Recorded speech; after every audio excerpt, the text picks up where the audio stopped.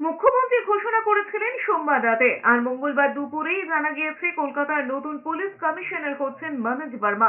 তিনি 1998 ব্যাচের IPS officer. Manoj Verma রাজ্য পুলিশের এডিজি আইন শৃঙ্খলা দায়িত্ব সামলেছেন।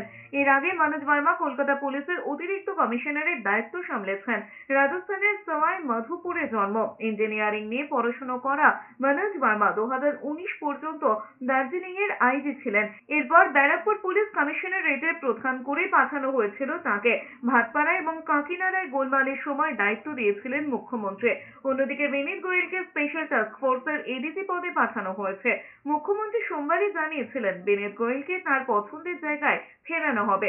এদিকে আরজিকর কাণ্ডে যার দায়িত্ব নিয়ে সব থেকে বেশি সরব হয়েছিলেন জুনিয়র ডাক্তাররা, সেই অভিষেক গুপ্তাকে সরিয়ে ডিসি নর্থ করা হয়েছে দীপক সরকারকে। অভিষেক গুপ্তাকে পাঠানো হয়েছে EFI সেকেন্ড ব্যাটালিয়নের সিও করে।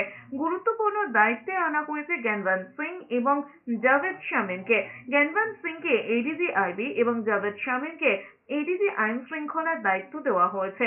আন্দোলনরত জুনিয়র ডাক্তারদের দাবি মেনেই বিনীত গোয়েল এবং অভিষেক গুপ্তাকে সরিয়ে দেওয়ার কথা সোমবারই ঘোষণা করেছিলেন মুখ্যমন্ত্রী মমতা বন্দ্যোপাধ্যায়।